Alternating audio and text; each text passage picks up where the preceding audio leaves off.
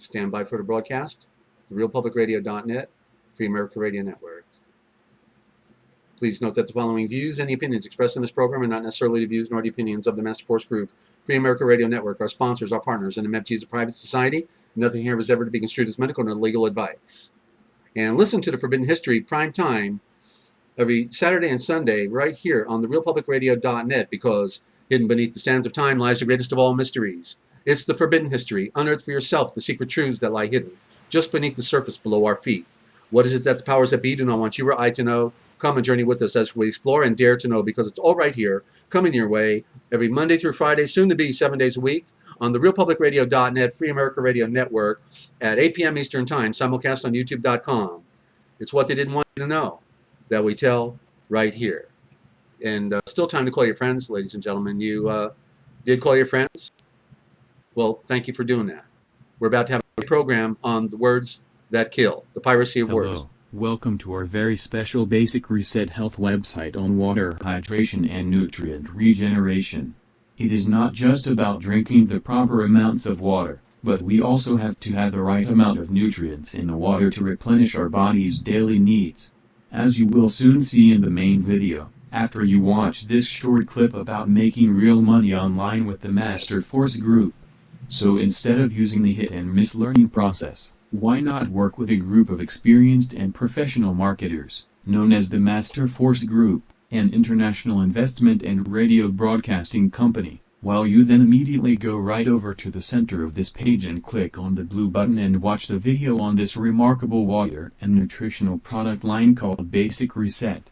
Now don't sign up on this promotional website, but instead, call us for your free automatic sign-up and placement under one of our group partners, who is already in our lead share program called Downline Direct.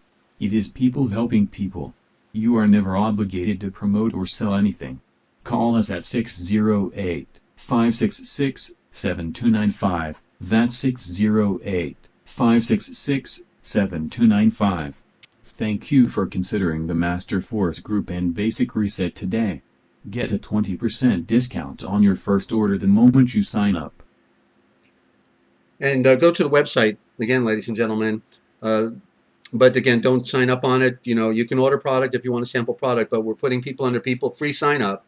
And it's a product that works, okay? It's minerals, and people literally are having their lives turned around from extreme conditions I can't mention because, you know about the Food and Death Administration. But, yeah, go to 3ws.healthwalk.basicreset.com. That's 3ws.healthwalk.basicreset.com, and look for ionite, the mineral solution, okay? But then also go to this website. Go to 3ws.freeamerica.anovate.com. That's ANOVITE. 3ws.freeamerica.anovate.com, and learn about colostrum. It's the most powerful nutritional food in the world, basically, and it really is turning people around as well. All this stuff together, you support your health, and at the same time, you can be supporting this radio broadcast. I've always wanted to bring the best on earth that we could ever find, and we have it here for you right now. So thanks for doing that, for your support. And now stand by for the broadcast for the Forbidden History series, The Piracy of Words and the Other Lost Writings, a special tonight on the original thought within our scriptures, what words like you've never heard before, okay, that is absolutely revolutionary, okay? That's what I am, a revolutionary, and we're having a revolutionary presentation tonight on words that they basically have taken away from us. All coming back thanks to the great Father of Light, Yeshua the Mashiach.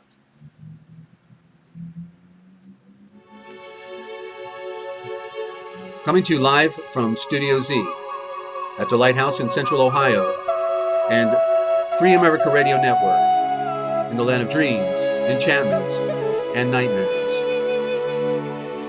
It's the Forbidden History series, The Piracy of Words, The Other Lost Writings, and a special tonight on the original thought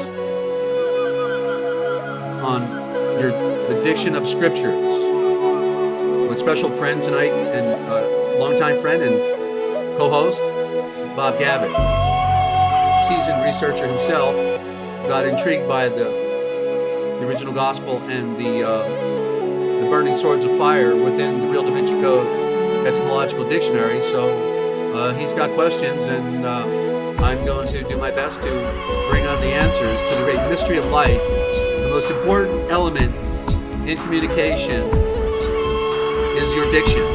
If we can't communicate, then nothing moves, ladies and gentlemen. Nothing moves, and that's for real. So still time to call your friends. Hope we're getting a good feed on YouTube, and welcome for radio check on YouTube if you're tuned in. Just say audio good, audio check good, okay? Or I see it says in the red right now, so I don't know what that's about. But if you want to ask your questions on Skype, you can do that. Our Skype is FreeAmericaRadio, all one word, FreeAmericaRadio. Okay, you'll still see it's in Kingsland, Georgia, even though I'm in Ohio. And if you want to get on the conference line and ask questions, you can do that as well. The conference number is 712-432-8773. PIN number 179441 pound. That's 712-432-8773. PIN number 179441 pound. Star 5 raises your hand. Okay, Star 5 on your dial pad. And so glad you tuned in, and welcome to our new listeners. We're about to make history, being a part of history, and so are you. And as we get started, we have a small book review. Let me see if I'm getting a message here from Bob. Don't know what that's about.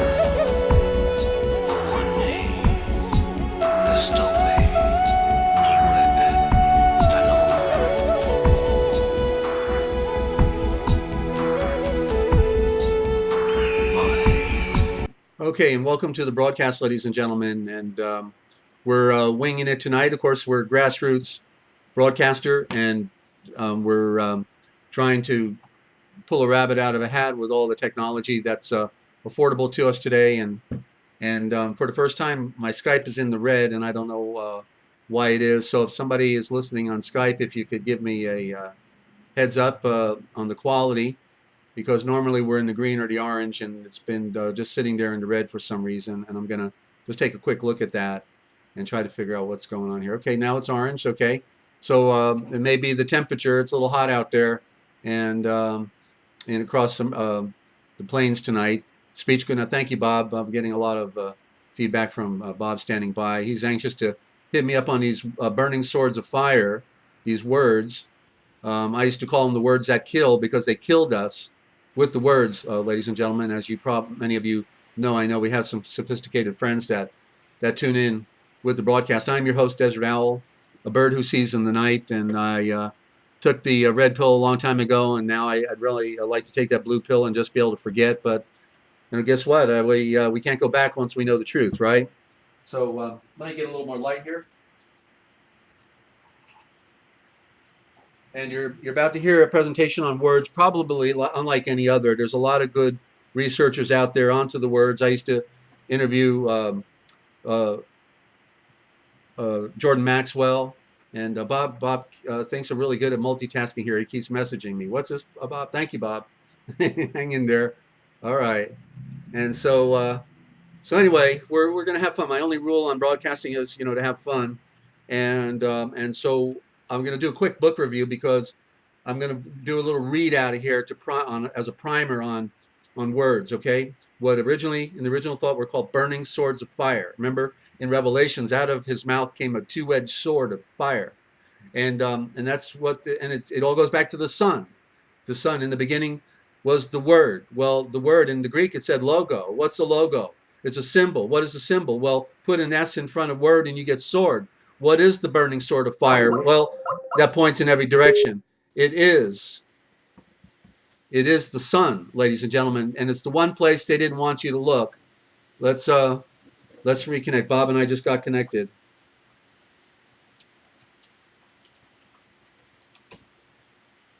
Okay, so I'm going to hang up and try to get Bob back on. I don't know what's going on tonight, but the quality's usually a little better. We're multitasking here. Here we go. Get Bob on. Hang on, ladies and gentlemen. Ringing. And again, want to welcome our friends on the conference line as well as on YouTube. And we're going to start doing this every Saturday, a special on the original thought. I'm doing a transliteration of the Gospel of Mark, and I'm doing it based on original thought. I'm making history. When I'm through with this, this will be, in effect, the most powerful transliteration of the Scriptures in history, and it's because I know the code that has been filtered into our Scriptures. There are no original Scriptures. And based on knowing the tricks and the trade and the craft of the occultic Illuminazis, the Vatican, it's possible to bring back the thread of the original thought. I've been a student of Aramaic, Hebrew, and the Greek all my life. Bob, are you there? Hello, Bob. Come in, Bob. Bob, are you there? I'm here. Okay, good. I got you. I'm here. Okay, then just stand by. I'm going to go ahead and do this read. You can mute out if you want, or just, if you're just sitting there, you can keep your mic open. And let me, I've been talking the whole time we've been trying to reconnect, so we're good. And Okay. got some friends on YouTube and also on the conference system right now. So where we're at is in the what's called, ladies and gentlemen, the Arco volume. The Arco volume. I actually carried the book around for 2 years before I got into it, and I said, I don't believe it. Why did I wait so long? Kick myself, okay? Because the Arco volume was a book produced in the 1800s by a chaplain out of the Midwest. And so the book is called the Arco volume, ARCHKO. You can find it on Amazon, ARCHKO, Arco volume, or the archaeological writings of the Sanhedrin and the Talmuds of the Jews. But of course, there were no Jews back then. That's totally a misnomer, and we can talk about that as well. These are the official documents made in these courts, in the days of Jesus Christ, or Yeshua, the Mashiach, and translated by Doctors McIntosh and Twayman of the Aquarian Lodge, Genoa, Italy, from the manuscripts in Constantinople and the records of the senatorial docket taken from the Vatican at Rome. So in here is the letter of Pilate after the crucifixion to Tiberius Caesar, explaining the situation and what he tried to do.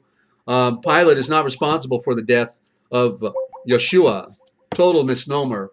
Bob, we're getting a lot of pinging back there. What's going on here? Grab it is offline. Oh, okay.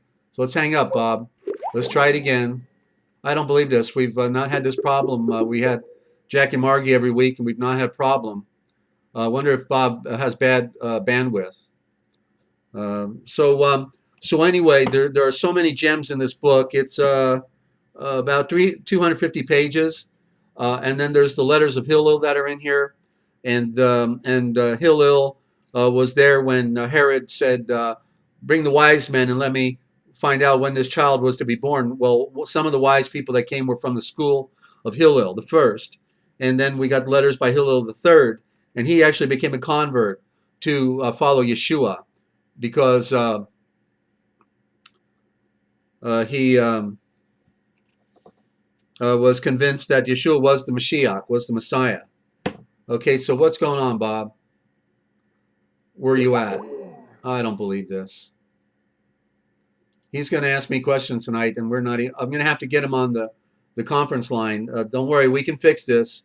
I'm going to get him on the conference line if we can't do this any other way. So just hang in there. We're just going to try it again.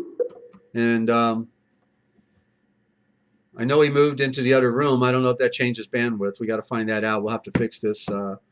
Hopefully next week we'll be on the conference line with our mixing board, and we'll have good quality. I have a headset and a microphone. Right now, we're shy on the money. We need about $150 for the equipment to plug into the mixing board to go into the computer to be live on um, on YouTube. So a little bit of juggling still to do. I'm going to three-way Bob in.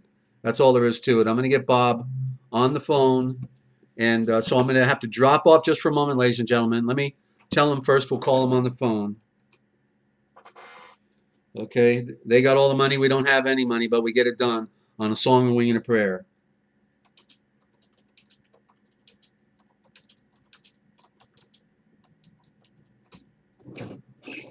Okay. So let me go ahead and I'm going to drop off. It's going to just take me about a minute to get Bob on the phone. So hang on, Bob. Let me get his phone number here. And so I'm going to three-way him in on the conference system. We have our backup good to go. Stand by. Hide that. Hide. Add a caller. And I'll be right back. You won't hear anything for a bit, but that's okay. Just stand by for the broadcast.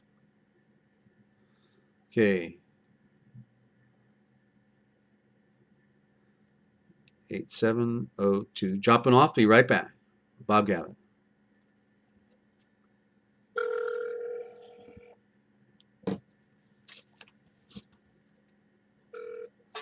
Hey, Bob, you there? Yeah, I'm here. I'm rebooting right now, but the thing went off and it said no connection, so somehow my thing disconnected for me. Okay, well, Bob, we got you on the phone, and it looks like I don't know how many. What's your bandwidth? I got 40 megs, I think they call it, or something like that. 40. I got 40. What do you got on your stream? What do you download on your computer? How fast are you? I have no idea. No idea. I don't even know how to check it. Yeah, well, the phone company can tell you, but well, I've not had this problem with Jack and Margie, so I'm really surprised. In fact, we normally don't have this problem, and so that's kind of interesting. Just during the program, this is happening. But anyway, for now, we got you on the conference system. I just three-wayed you in. Our friends are still there, and all you need to do is speak up when you're term to talk, Bob. Okay? And okay, well, what I'll do, I can mute my phone. That's not a problem. And then when you're ready for me to talk, I'll just unmute it. Okay, because I'm going to do the read now from the Arco volume. And so okay. You haven't missed anything. So stand by, and thank you, Bob. All right, ladies and gentlemen, again, thank you for your patience. So where I'm at is within the letters of Hillel, and he's talking about this miraculous event that he's witnessed himself. And so Yeshua Jesus returned from his 40 days seclusion, possessed with a supernatural wisdom, which then guarded him from all mistakes and enabled him in all circumstances to know what to say and to do that thing which his ever-present condition required. He came with miraculous knowledge in the manner, as for example, and circumstances surrounding his own death, the success of his tradition, and of the supernatural power to which he was to be exalted. He came with supernatural control over the order of all nature in a way that, as is most striking to the unsophisticated comprehension of mankind, all to persuade them of his connection with its archigenitor, the one who made all things through him, Yahweh. Some people call Yahweh. So his touch healed the sick. His will affected and changed the elements and the natural conditions all around him. He commanded and quieted the storm, and his voice on command raised the dead. But what was quite as striking to those with whom he associated with was that he could read men's most secret thoughts and also declare for them the transactions and occurrences of their past and foresee what they were in the future going to do. But the complete plan for man, though perfect in itself, existed nowhere at first, in his own mind. So how was it to be introduced? The earthly mind of man was not a blank slate on which could be written for the first time the institutions and principles of this new tradition and religion. It was already filled with and preoccupied with preconceived of notions. What was already there could not be annihilated nor erased. So how could the great new wine of truth be made to supersede the old? It could not be done all at once. It could only be done by degrees, by engrafting the new upon top of the old, where it was then comprehensible, practicable, and by infusing into the current of the diction, which is what we'll be talking about tonight, the tongue of the people of the age, and thought, the new and pure principles, what we could call the new wine, not the old wine that turned into vinegar when he was on the cross, which might insensibly or unknowingly color and inspire the whole entire mass in a manner thereby superseding rather than destroying what was already in existence.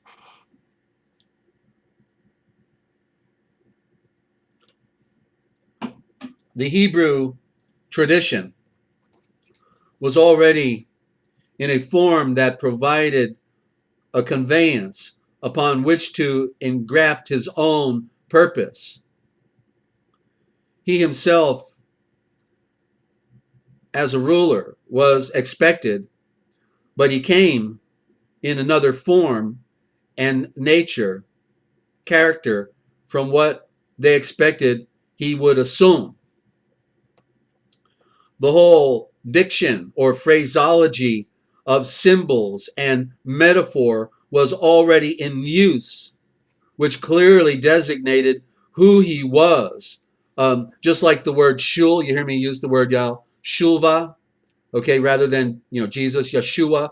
Shu, ladies and gentlemen, means law, and it means the knowledge of the Son, not the S-O-N, but the S-U-N. That is shul. Where do you go? You go to school to learn, right? But they corrupted it. They put a C. Scottish Rite put a C in front of the H or the S, and it's no longer shul. It's now, that was German, schulen, but now it's school. But it was originally shul. That's why when they put on their shoes. Remember, there was a company called Scholl's shoes. Yeah, because it took you wherever you went, you learned. Okay, that's the diction. That's what they robbed from us. We're going further. Okay, this whole phraseology, metaphor, and symbol was used, clearly designated what and who he was and able to accomplish. So they were really prepared, subliminally prepared, in other words, ladies and gentlemen. What could the highest wisdom have dictated for him to do? What does blood of the earth, a man, who do when he has a house to build?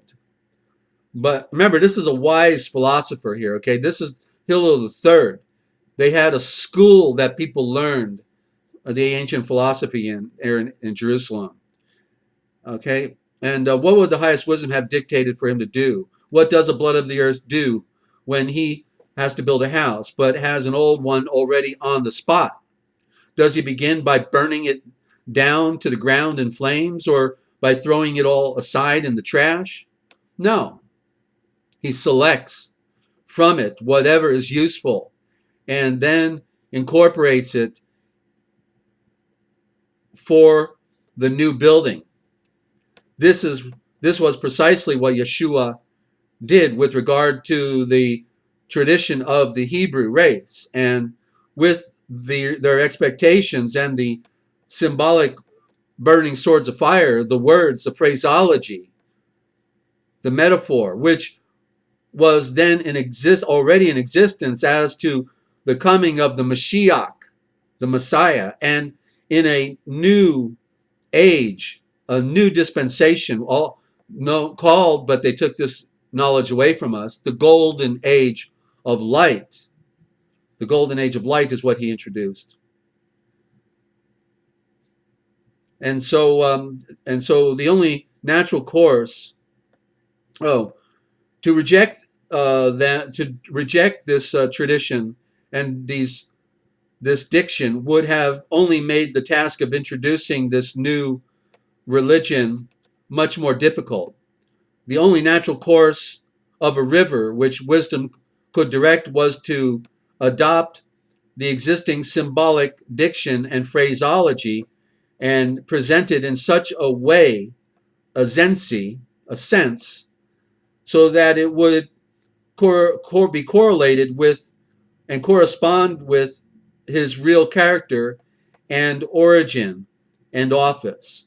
The Hebrews were accustomed to call the Mashiach the seed of the sun from the vision of Daniel, in which he saw one like the seed of the sun, invested with great power and light and dignity. He was likewise called the seed of the moon, which means, because he was born of a woman on earth. So he had the duality there. He seed of the moon, meaning of the lower state, but then also seed of the sun, meaning a product of pure light. His father was the product of pure light, not in the fallen state. These are the titles and the appellations that he naturally obtained and assumed. And by the possessions of assuming them, he embellished them and claimed all that belonged to the Mashiach, though without actually stating it, right? He let others do that. The Mashiach was expected to be a royal ruler, and the immortal age and dispensation as a royal domain in the great house of the sun, this of divine truth and peace and judgment and light. This was not literally perceived, but yet it was spiritually true, and in the sense of transcending the most exalted conceptions of the most bigoted and ambitioned Israelite. Nor should it be perceived against this view of things that it could seem to be inconsistent with the perfect candor or the perfection of this man in life and dealing. For no form of communication, diction, tongue, notice I don't use language because that's a code that they want us to use. We can talk about that. So no diction or communication that he could have used that could have given them more of a clear conception of this Christianity, or the circle of the pure ones called out, literally, as it actually was going to be. Their own metaphorical diction and phraseology of a royal domain in the house of the sun could come as near, and it does, than any that he could have adopted. In other words, we're talking about the Aramaic, which more correctly would be, that's abbreviated. What we're dealing with is abbreviated words. Everything's abbreviated. Okay, we got nothing legitimate. It's a form of, but it's a corruption of. And therefore, I now have the code, okay? The missing pieces, the elements, the parent roots. And so it's not Aramaic, it's the archai Malik. Malik is the word they took away and gave us angel. Archai Malik means royal messenger. So it's the archive of the royal messenger, meaning coming down from the throne of the sun, a seat of light. The mother's tongue, Malik, mother's tongue. You hear lick for mother's tongue. Tongue is tone. Okay, what it was to be, time only could prove out. We who know what it is surrender to its propriety and priority of its use as the Mashiach's form of communication as it then existed, giving it at the same time such an interpretation and variable for meaning, for like a flower opening up, for it made the whole symbolic expression that of the highest spiritual truth. Absolutely. And you will see it on your screen if you're looking on YouTube. I will be pulling up this dictionary as we talk about it on the screen on YouTube, just so you know, friends. And it's all being recorded on YouTube, so you'll be able to go back and replay it. But you'll be able to see the words we're talking about, not just hear them. And I think we're almost done here. To exemplify and give an example of the principles found in the action which I have just laid down and reveal, to show the wisdom and the miraculous knowledge in of Yeshua, the Mashiach, commonly known as Jesus the Christ, with the full comprehension that he had of the entire whole system from the beginning, and the manner and style in which he used, which he revealed and insinuated by the light of nature and the natural reflections, the power bulls in eternal, never-ending truths of the spirituality today called Christianity through the Aramaic messianic phraseology, the diction of the natural and the symbolic metaphor in use at that time. I will now begin to proceed to analyze and reveal the meanings of some of his first discourses. And so then he goes into the, I think I'm going to read this next paragraph and we'll be good. The ministry of Yeshua began in Galilee.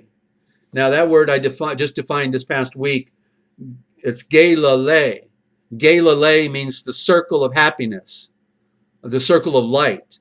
Okay, nobody tells us that. And these definitions are actually in the transliteration of the gospel. It was the circle of happiness. Why? Because the healer was there. He was bringing happiness to the entire circle, what's called the Decapolis, but nobody tells us it means it's Decapolis, which means the 10 cities.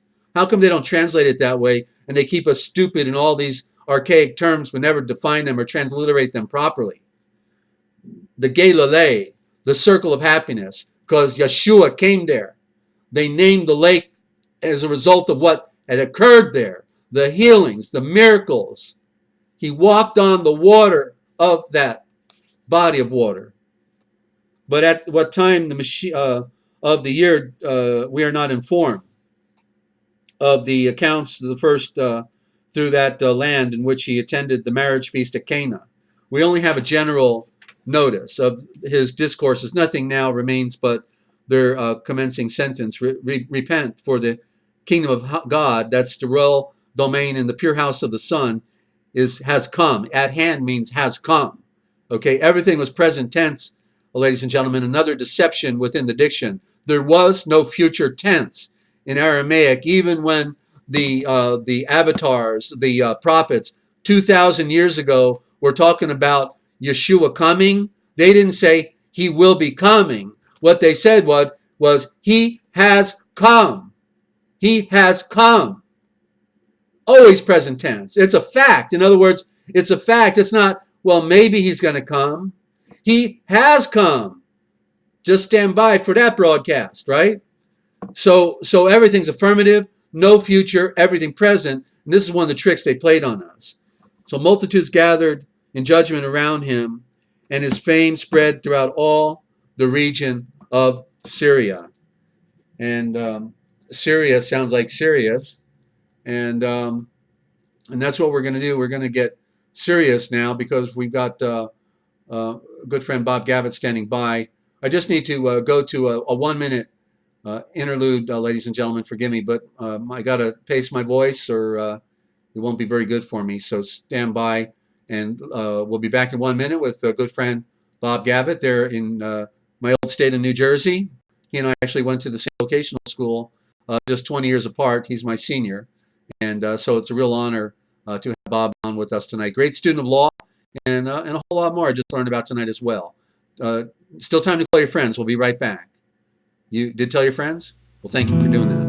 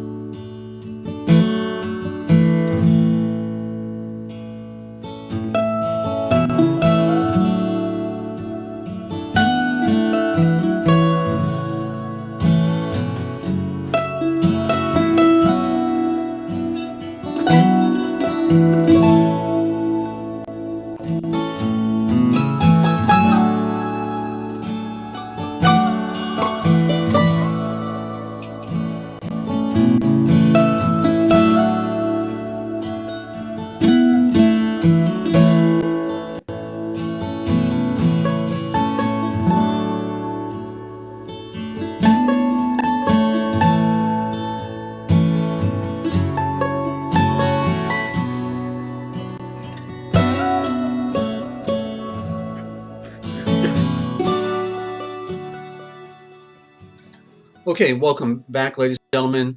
Now let me see if I can open up. I've got to do a little trick on my OBS encoder, and we're going to now go to the dictionary. So let me, before I bring Bob on, just see if I can pull this rabbit out of a hat. And so stand by. Here we go. Okay. Let's see what we got here. All right. You should be viewing on your screen now the dictionary, and it's somebody I've known for over a dozen years.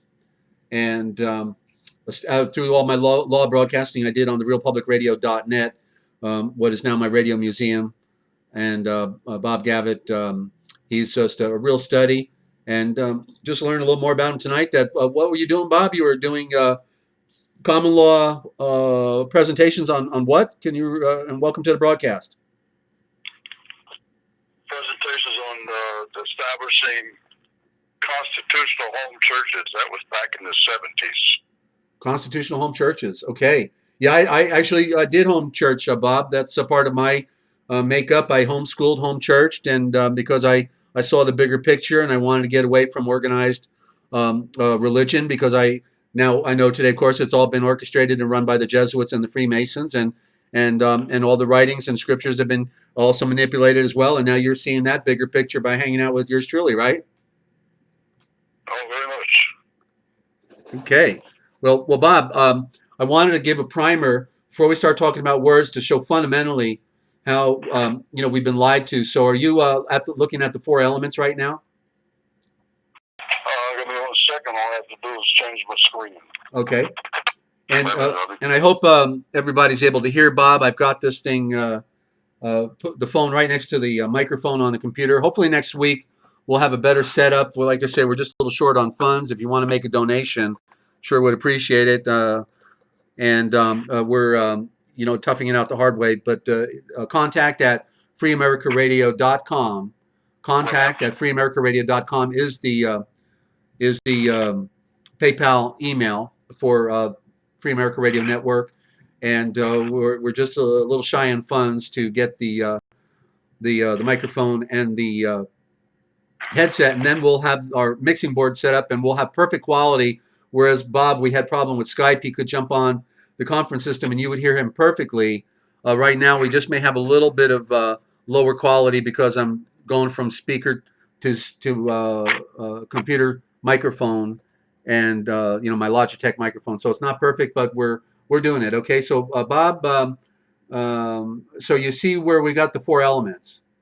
Yes, I do. Okay. So so basically, what they've told us all of our lives is that the four elements are earth, air, water, and fire. Right? Isn't that what we've been told? It was fire. Oh, yes, but you have the word light here in the... Yes, because fire is the great lie. You see why? Because the occult hate the light, right? They hate the light. And they live in the darkness, correct? Yeah. And so they didn't want us to know that the fourth element was the light. And so they told it was the fire, because they love the fire, right? They love burning people at the stake, don't they? But it's not earth. Not only is it not fire, it's light, but it's not earth, it's matter. Now look at the two words. Is there something interesting about the word water and the word matter, one above the other? Yes, just reversed. In other words, it's like the W has been reversed to work the word matter, except you only have the one T in the matter. Oh, matter spelled with two T's, is that right? Normally, well, in the current days, I don't know how it was done back in those days. Well, the point is, I'm trying to create a picture because it's in other words, all words are fluid, and therefore only the original forms are the exact root forms. And but look at the parallel.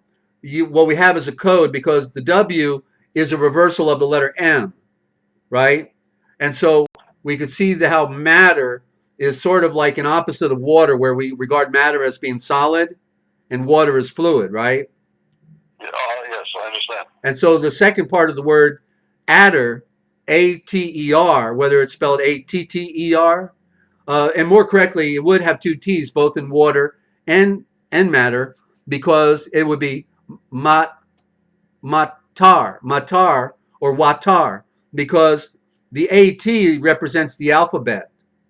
And so the first AT represents the communication device, which came to Earth, and then the TER, which more properly would be TOR, is the second T, is for power, because there's power in water, there's power in matter, there is some power in all of life, and so that's the expression of those words. But yet the four elements, I'm the first one, to my knowledge in history, bringing the truth out. There is no fire.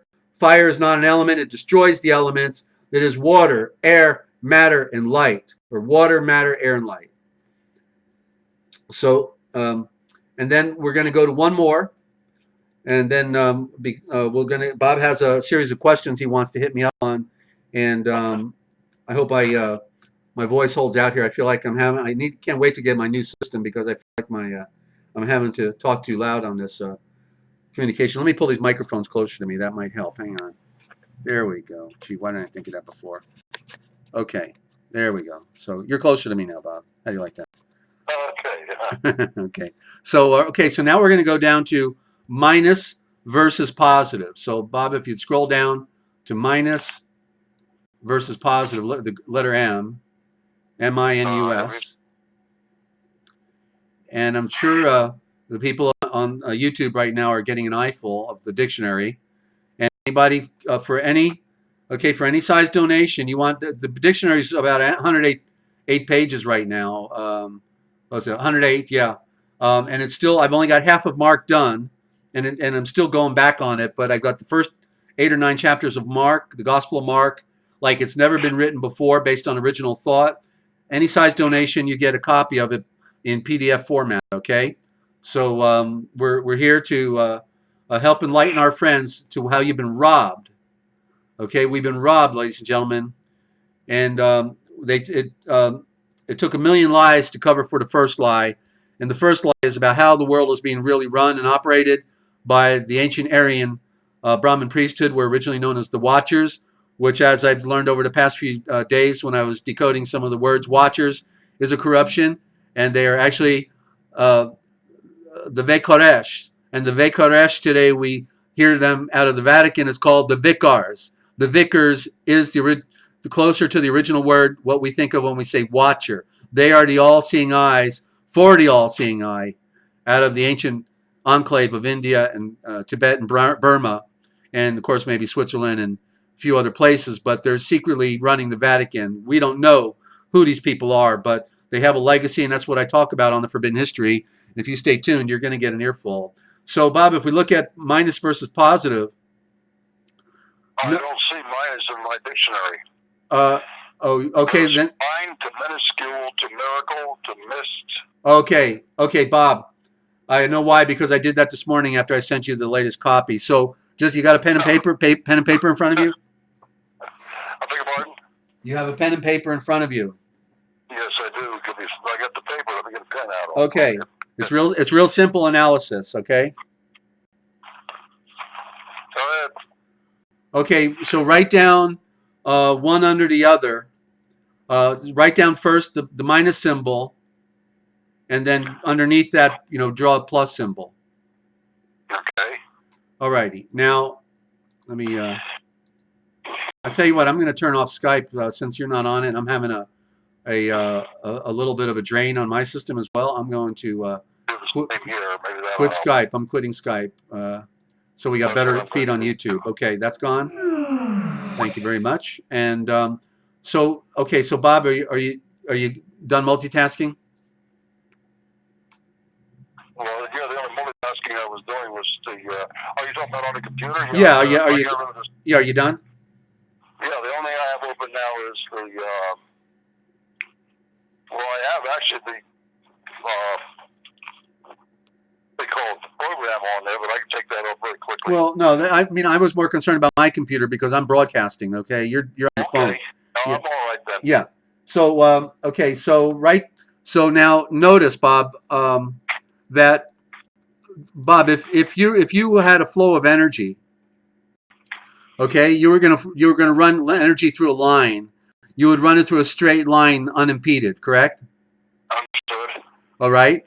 So wouldn't the minus symbol represent a straight line flow of energy? I'll give you that. Benefit of the doubt? No, I can understand that. Energy will go in a straight line. Yes, Straight line, right. So now look at the plus symbol. If you wanted to cut off the energy, what would you do? You'd run a vertical line down through the center to negate the flow of energy? Oh, yes, similar to putting a switch into a flow of energy on an electrical line. So the plus symbol, therefore, would be a symbol that negates flow of energy, correct? Okay. So what I'm telling you is the priesthood reverses everything, and the plus symbol is the minus symbol, and the minus symbol, the straight line, is the positive. The positive flow of energy. The positive flow. Thank you very much.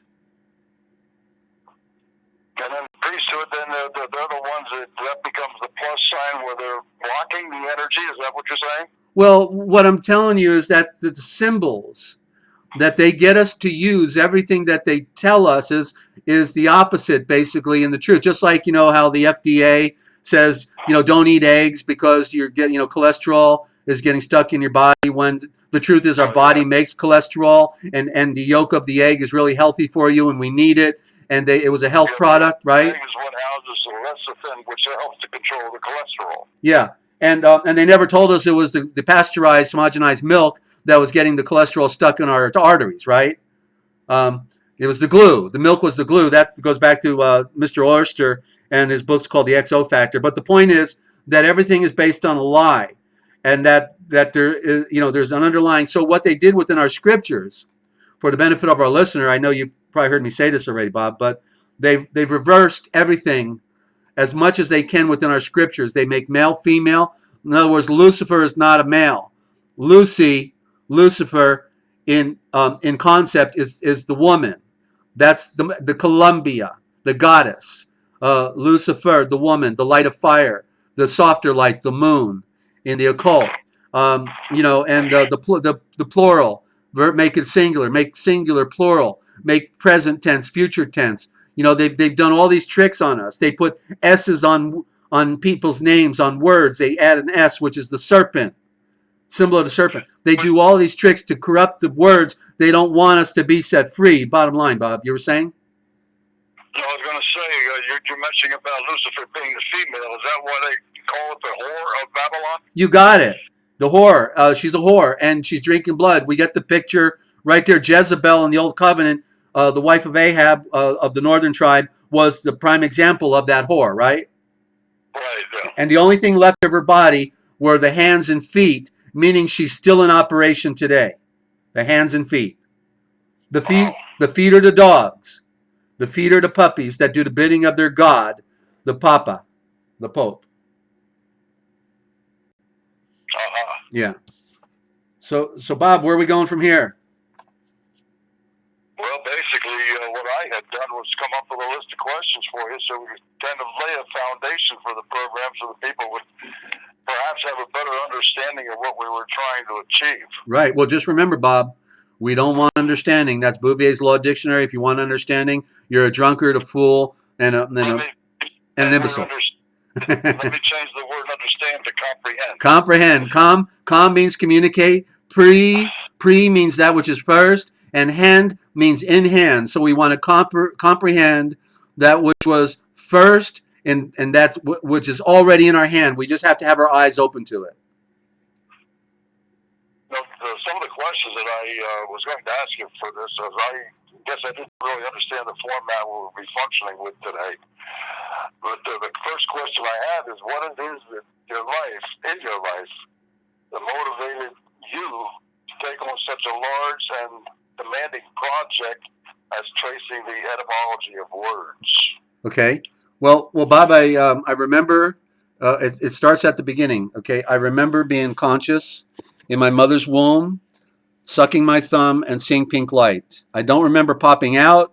Next thing I know, I'm behind bars in a crib, looking out through the bars and thinking, what in the world's going on?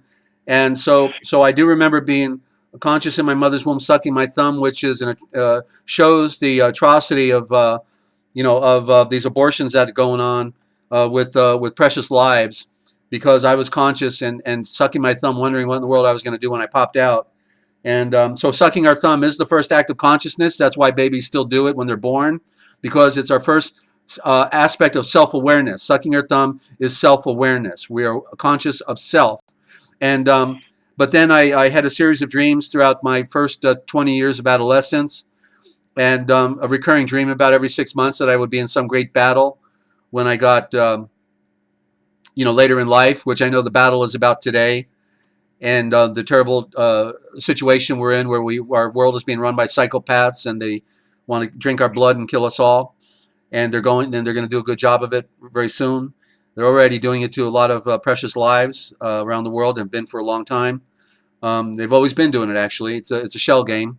But so when I was I was living in California in about 1978, thereabouts. I was about almost 22 years old. I climbed the tallest peak in the contiguous United States to go on a vision quest, which was Mount Whitney, 14,500 feet, the tallest peak in the contiguous United States, just shy of Mount McKinley in Alaska.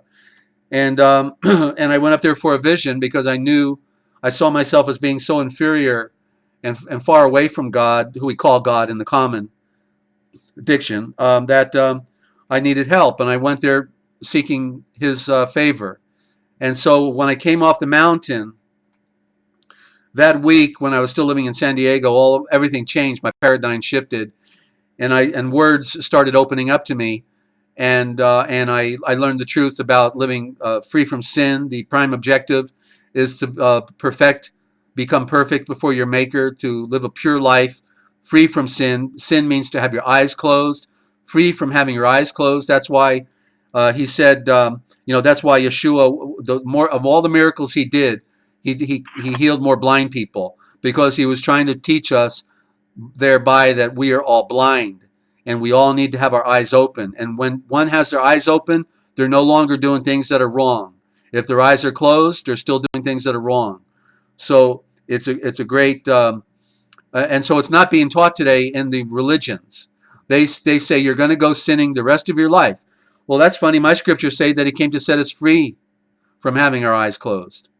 And so we have to come to terms with what that means, and then begin to apply it, and go through the wilderness experience, but then come across the Jordan River into the promised land of perfection and beauty and freedom, which is being free from emotional barriers and the worry and the fear. Perfect love casts out fear. So once one has made the complete connection, and I've been having visions and dreams all my life, I can't deny. Just like when they were in the wilderness, he said, "You've seen my miracles. You've seen me work for you in all these years, and you still don't get it. Shame on you." So I can't deny the many times he saved my life, and has enlightened me and given me dreams and visions throughout my entire walk, Bob. Bottom line. Wow. How and from where, basically, were you able to find publications that are providing you with the necessary historical information and support for the integrity of your etymological research project? Well, okay, I was already married and living in Texas at the time on the Galveston Bay, and and I read the scriptures so much. I was about I'd say 24 years old, maybe a little older, but I remember laying down on the couch reading my Bible and another code. And then I've read it so much for so many years, almost a decade now at that point. And of course I grew up in the Catholic doctrine and hell on earth, and was glad to get away from that out of Catholic school in third grade. But so I've always been affected by the story of Yeshua. But then one day I was reading my Bible on the couch, and I just had this wish. I wish that I could have other scriptures. That in other words, we could discover another writing by Paul or Peter. That certainly there must be another scripture out there other than the 27 teeny weeny little letters and these small gospels that we have. There must be something else out there. And And so within the next week, after having that thought put into my heart and my mind, Bob, I was in a bookstore there on the Galveston Bay, and I looked on the shelf, and there was a book called the Lost Books of the Bible and the Forgotten Books of Eden. And I said, "What is this?" And I pulled the book off the shelf and looked through it, and I said, "Wow, these are more scriptures." I couldn't believe it. It was written in the same formatting as our scriptures. Other books by Paul, other books by Peter, Barnabas, Polycarp, Ignatius, Clement. I couldn't get over it. I said, "Sold." And at the time, it was only about $8, and I took it home and I just soaked it up, Bob. Now, all of the books in there are not legitimate. Some of them are Catholic creations, like Paul and Thecla, not legitimate, and and a couple others in there. But the majority, including the first book of Adam and Eve, the second book of Adam and Eve, the book of Enoch, second Enoch, which is in there, just a treasure trove of Old Covenant and New Covenant writings.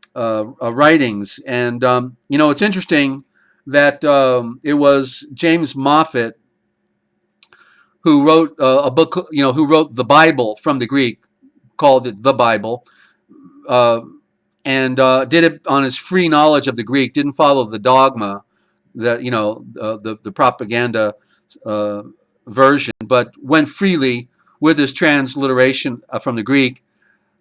He did a lecture back in the 1920s in England, and I have his lecture, and he made the profound statement. He says, of all the religious writings in the world, all of them, the 27 books of the New Testament, which is the Everlasting Covenant, is the smallest collection of writings of any spiritual tradition in history. Is that not an enigma, Bob? Does that strike as rather odd that the greatest story, the one who made the entire universe, that he'd have the smallest collection of religious writings? His history had the smallest collection. Well, it was John who said at the end of his gospel, if all the things that Yeshua did could be put in books, the entire world could not contain them. And so what I found out, what I've ultimately learned is, of course, there was a library. We had a library. It was in Caesarea, Syria. And it was, the last librarian was Eusebius, who took it all to Constantinople at the behest of Constantine the Great, who was not so great, around 318 AD. But yeah, we had a library, and there's an original gospel that I have periodically read on the broadcast, misnomered as the Aquarian Gospel. The introduction is basically a farce to cover up the origin of this work. But all of our Gospels came out of this big one, which is 182 chapters, the entire life story of Yeshua, okay, that we've been denied. So there you go, Bob. You got the scoop right here. Now, with these books that you were studying, were you able to find all these different alphabets that you've discussed in your document here? In other words, I noticed you had the Sanskrit alphabet printed in the dictionary, but I noticed that the V is shown in two places, as the letter B and as the letter V. I also noticed there's no F, there's no J, and there's no W. And also that the C and the G are reversed in positions in that alphabet as compared to our current alphabet. Right. I'm trying to show the trail back is what I'm doing, Bob, and I'm going past the codes. The codes that they supplanted in our diction is like the J, the W, in particular, perhaps the Q, and so what happened was, when I'm reading all of these lost writings, and of course reading the introductions, footnotes, and as I'm becoming more of a scholar, and I'm reading other books. I read about 12 books at a time, and when I was homeschooling and my wife was able to work, I was able to fast for 10 and 12, 14 days at a time and get great revelations from Yeshua. But the words started opening up to me, and I would transliterate while I'm reading. I realized that these words were components of more archaic terms. And so it was just a a trail back that I was following, and it's been over, 40 years. I've been studying ancient history for 47 years but this particular the words for about 40. And I got criticized a lot by friends that thought I must have been crazy or something, but they didn't understand I was like a scientist working with chemicals, mixing formulas, not knowing what was going to come out of it. But what came out of it ultimately is what I have coined. I have coined the term, the original thought. And so I see a lot of people out there trying to point out the problems within the diction, but nobody seems to get it. They're trying, but for some reason, I just know that Yeshua, my tree of knowledge, my Redeemer, he has given me the apparent root forms over the long process of time, and he did it through giving me riddles. I got one riddle he gave to me 15 years ago, and then it was 10 years before he gave me the answer, and it had to do with the A. Had to do with the A, and the A is the first letter of the alphabet, and it represents the I. That's why in the back of the dollar bill, the A is in the little pyramid at the top.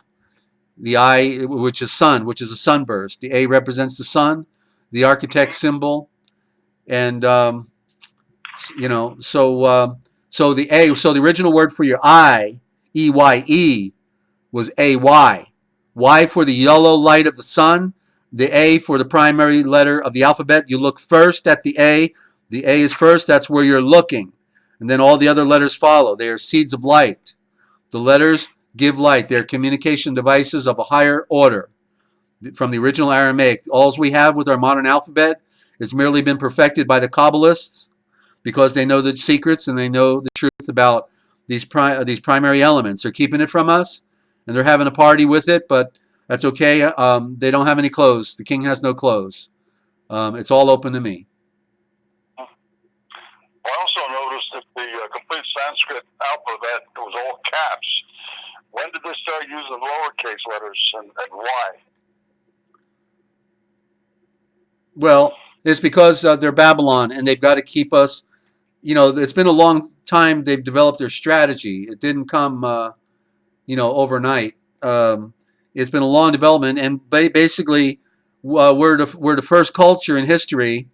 Probably along with a couple of the Europeans, because it's a mixed bag. But the West is the mind control state, and so they created a dual system. Never in history did a culture have a dual system. They only had one alphabet, and our primary alphabet was the capital letters, because those symbols are exact and expressive in meaning. Take note, like of the circle. Symbol of the sun, symbol of the moon, symbol of the wheel, symbol of the cycle of life, symbol of the Ouroboros, the serpent eating its tail, symbol of time, symbol of perfection, symbol of truth, the circle. Notice that it's not found in what they call Hebrew today. Of all the symbols, don't you think the circle would be in the Hebrew alphabet if they represent truth? Well, speaking of the Hebrew alphabet, they had the Paleo Hebrew, and now they have the more modern Hebrew. Why was that change made? Well, that happened in Babylon. After Israel was banished to Babylon, circa 500, 550 BC, thereabouts, they were, by Nebuchadnezzar, the time of Jeremiah the prophet, and Jeremiah hid the Ark of the Covenant under the very spot where Yeshua was crucified, found by Ron Wyatt, by the way. While they were banished in Babylon, Ezra was the high priest, and Yahweh told Ezra to fast for 3 weeks, and at the end of 3 weeks, he gave him the visions, and then he said to now just eat the flowers of the field, and he did that for 2 more weeks. And in the process, he gave him the new alphabet. The story is in First Esdras of the Apocrypha, First Esdras, but it's been the very spot where it's mentioned has been corrupted. It appears to be the most succinct in the New Revised Standard Version of all places by the Vatican. So they like to tell a little more truth because they've been so exposed as being corrupt. But But anyway, in there it talks about how they received the new alphabet. Why? Well, they've lost their entire culture. They lost their temple. They lost their library. They lost their tradition, their books. And so they needed a new foundation for their culture. So they were given a new alphabet, which may be similar, may have been similar to what we see today in what we call Hebrew. But realize that was 2,500 years ago, and it was taken over by the corrupt priesthood. And so what we call Hebrew today, I call Yiddish, because it is the alphabet of the Khazar, Yiddish, false Israel, false Hebrews. Well, I noticed the symbols between the two are very, very different. Well, notice how hard they are to look at. You can't tell one from another one, right? Some of them look so similar. That's confusion. That's deception. 5 different Hebrew letters, what they call Hebrew. If they're at the end of the word, they take on a whole nother character. Wow, if that ain't Babylon and confusion, right? I wouldn't want to have to learn it. You couldn't pay me to learn it, Bob, okay? Well, I thought perhaps you had studied it. I studied the Hebrew. Yeah, I studied the letters independently. I didn't think I needed to become proficient. What I did is I studied the alphabets and then the words. I got the Strong's Concordance. I got the Young's Concordance from 1800s. I got my experts. I just go to my experts, and then I can build from there. I noticed I have an old version of the Young's, and I have a newer version of the Strong's, and they're quite different in my opinion. The Young's, I found that very hard to follow. Yeah, but yet Young's is more sophisticated, and he's telling more truth. I've also got, he did the Bible. He did the Bible based on the literal sense, and he's the one who talked about there is no future tense. He's the one that revealed that in the worst case scenario, and this is typical to a lot of words, but the worst case scenario, one English word is being used for as many as 40 ancient Hebrew words, which is a theoretical impossibility. You can't use one English word for 40 different Hebrew words. That's obviously showing we've got a major problem. What was the original alphabet, the mother tongue, or whatever you want to call it? Well, it is the alphabet on your driver's license. That's strictly the modern form. It was simply in a more archaic form. That was the alphabet, the original Aramaic. They stole it from the Syrian and Aramaic people. They gave them what is called the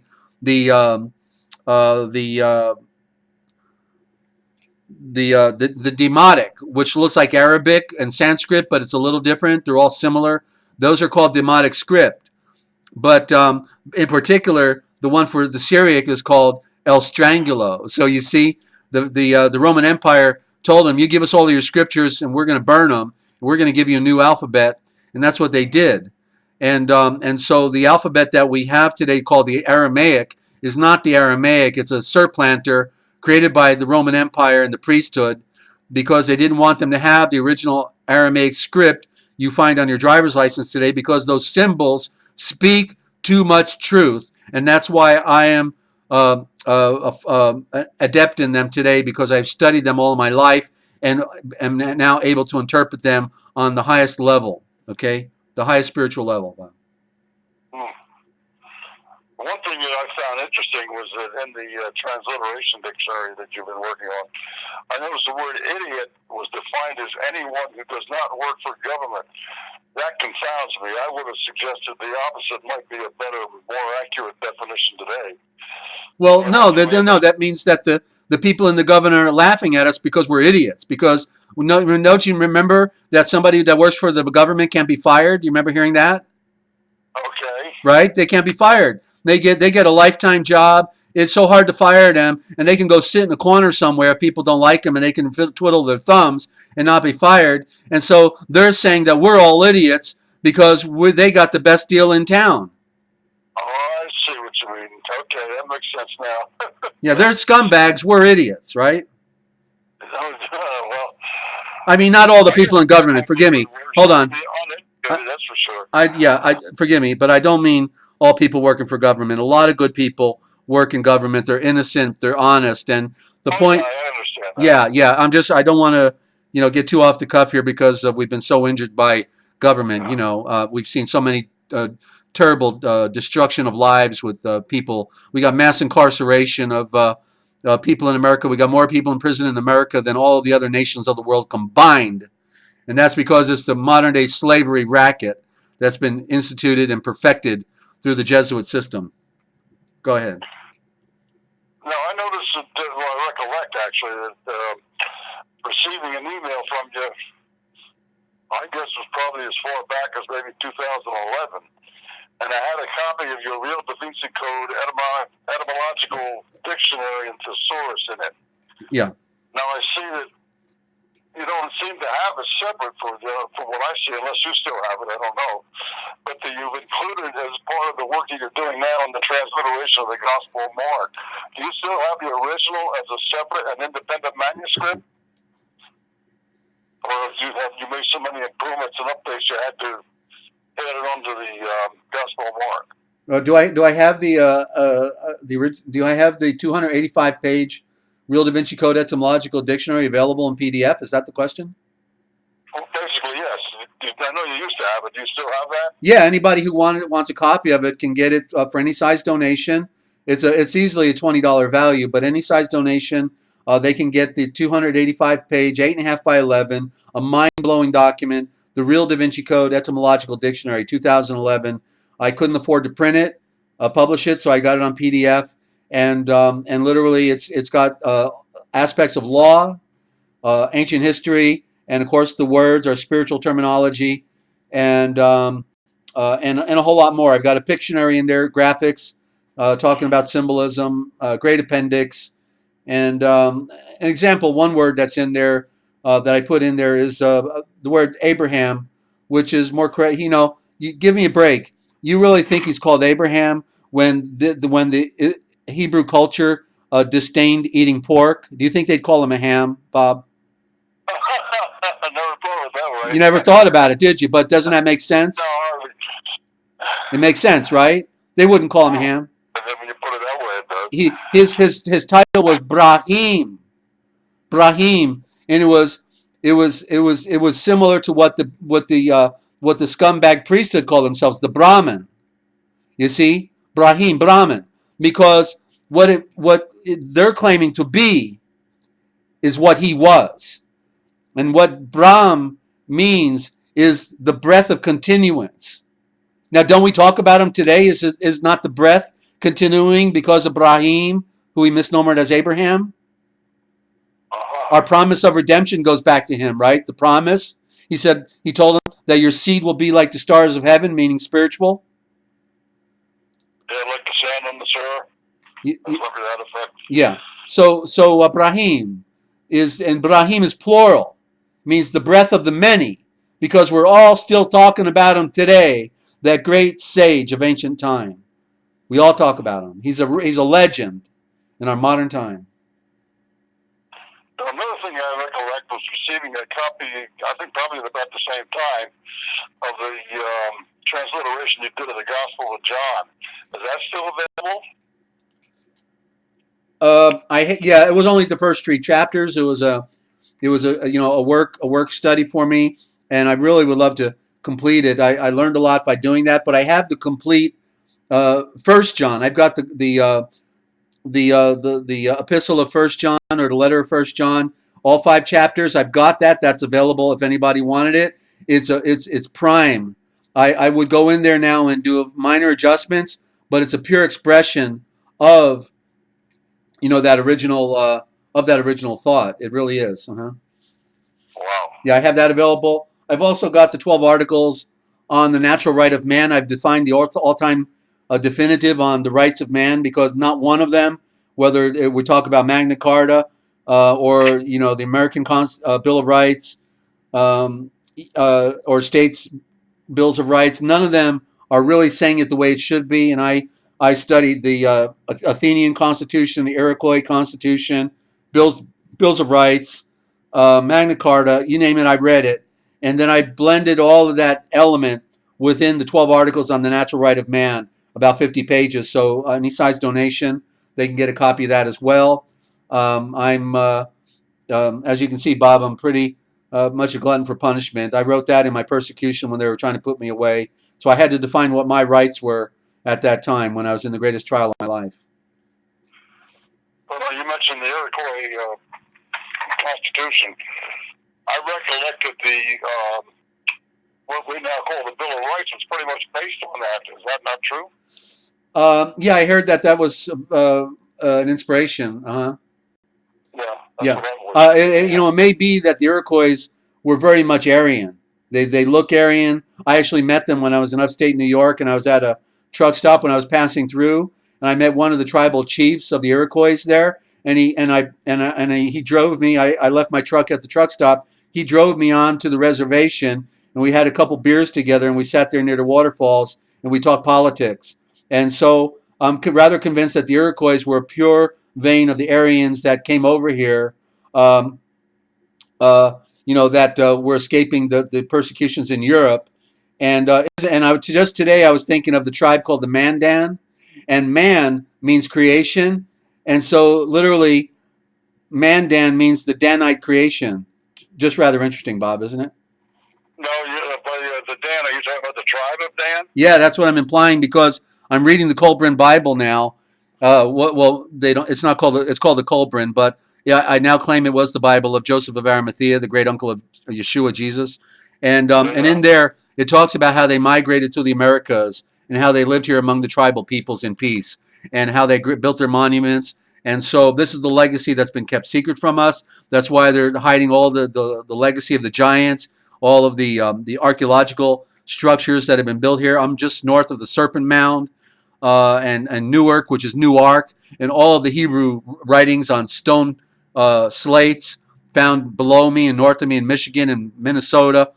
I mean, I'm in the hub of what was the most concentrated part of America with giants and also European settlers from the tribe of Israel. I'm seeing more and more on the internet with the diggings of the giant heads and that type of thing. In fact, some of them actually have found, I guess, the full skeletons. Yeah. That's about all I have as far as questions, as far as prepared questions. I don't know how long you want to go with this. Well, Bob, I think this was a good primer. It's not that we have to, go any further. If you one more question, want to wrap with one more? You got one more good one? Well, let me just get down my list here. Yeah. Oh, yeah, here's one of them. And wait a minute. I just want to say for our few friends that we have on the conference line right now, *5 does raise your hand if you have a comment or a question. And also on YouTube, you can throw a question onto onto the what do they call that thing? The jeez. I'm so dyslexic when it comes to technology. The chat. If you want to throw a question on the chat, I'll see it pop up, and love to hear from you. But go ahead, Bob. What do we got? I was going to say, I noticed that in the Sanskrit they didn't have the letter J in there. When was that letter added on? It had to have been introduced, I guess, is that before or after the birth of Yeshua? Oh, no, the letter J is, we can actually see the letter J in Chinese script, so it's not like it's not been around. But as far as in our modern diction, our Aramaic become modern, the J came within the last 300 years. I'd have to go look it up again, but within the last 300 years. And because in the Old English, for instance, there was no J, there was two I's. One I was a consonant. I'm talking about the I with the dot above it, right? One I with one I a vowel, one I a consonant. Just like within the Aramaic, the letter A at the beginning of the alphabet, that's not a vowel. That's a consonant. It's silent. The first letter that's pronounced in our alphabet is the B, because it said that Yahweh gave the power of creation to the mother, Elohim, and so Yahweh stood back and let Elohim create. She's the creator. The woman is the creator. The woman is the one that brings forth life, right? Gives birth. And so it was the woman. And so that's why Aaron, as the priest, he's got two A's, right? We don't say Aaron.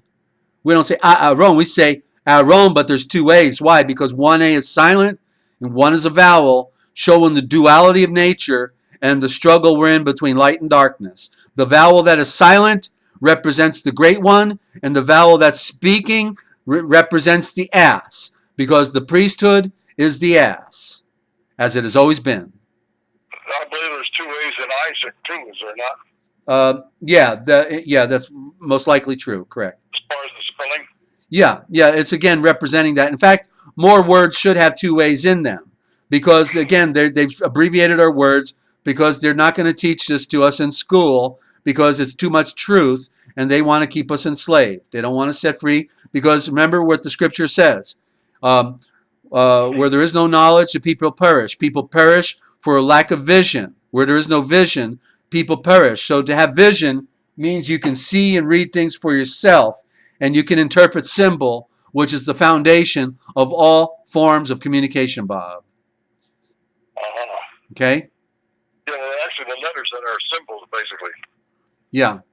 Letters are symbols. That's right. That's their words all by themselves. One letter. One day we can begin when we get our system set up better, and I don't have to feel like I'm straining on my voice. And I'm hoping our balance was good tonight. But I'll be glad to do a review of the alphabet. We can do a letter each week, right? And as part of our discussion. How about that? Well, if I can get to myself to where I feel adequately educated to go through that with you. Well, Bob, you know you don't want to be educated, because that means that's everything they took from you. To where I comprehend. And or be enlightened, right? Come on, you're great, Bob. I'll take that. You're giving me a great opportunity to talk, and because I'm feeling it in my voice. I just can't do my own presentations anymore, and I need that back and forth. But as long as you're good, we'll have an interesting program on Saturdays. I just reconnected, I think, tonight with a friend, Joseph Rory. I used to produce a program for on therealpublicradio.net. He did a law program, and he was into the words. And through Harley, who's, I can't believe it, lost her home and with her 90-year-old mother, and they've been living in her car. They're staying with Joe right now, and I didn't know, even though they knew him. And so we're going to try to get him on maybe during the week, and I'll produce a program on words with him on the law. So I know you're going to want to tune in to that program, and then that may give me a chance to talk a little more about these words. Okay, but Bob, thank you so much for coming on tonight on our broadcast. I know it's late for you, and with Harley's problems. Just out of curiosity, is she a direct descendant of Robert, or is she married into the Mitchum name, or how does that? Yeah, she's just related to Robert Mitchum. I don't know how, the actor. So obviously she doesn't have any connection, or she'd have some money right now. You want to hear the irony of her story, being homeless, living in a car? Yeah, I know, I've heard that. Well, yeah, but what happened was she went to a restaurant and she got poisoned because they didn't tell her that a certain product was in the food, which they have an obligation to tell, like maybe it was sulfides or something. She ended up in the hospital, and so she almost died. And so she went back to the restaurant and basically told them what happened, and she settled out of court with them personally, and they gave her $2,500. Well, that must be more recent, because the last time I had contact with her was I think must have been prior to that. Right, but what an irony! They're living in an automobile. They had the state take their home from them, those wonderful shysters, and she almost died. But in the result, she gets $2,500 to help them out. Isn't that amazing? Not going to go far, even if you are living in a car. Yeah, but imagine they can get a motel for a month that way, right? Yeah, or they could get a couple of days a week for showering and such as that, and extended. Sure. Maybe 3, 4, 5 months. Well, anyway, if anybody out there wants to help some friends of our network, hit us up. Remember our contact information, contact@freeamericaradio.com. If you want to make a donation to some senior ladies, we'll be glad to pass it on to them. Don't forget, we're here to serve. My phone number, anytime you want to talk after the broadcast, any day of the week, 608-566-7295. That's 608-566-7295. And again, Bob, thank you so much for being here tonight. Look to have you back next Saturday, as long as you feel up to it. We can have fun and talk about the burning swords of fire that they've kept hidden from us all of these days, right? Well, I'll give it due consideration. Okay, Bob, you take care, and we'll talk to you later. The same, Badger. Thank you. All right, and everybody, we're going to wrap it with the music here, and I want to thank you for tuning in. And just don't forget to tell your friends about the broadcast. The truth is stranger than fiction, as you know, but the truth can set you free. And the deep rabbit hole we've got to go down is so deep, you can't even see the bottom. It's a dark rabbit hole. The deep waters of the ocean are very deep. But we got to go there if we're to be set free. So I'm Desert Owl telling you, don't worry, if you want to know the future, just look for the Forbidden History. Thanks for tuning in. I'll see you. And do tell your friends, won't you?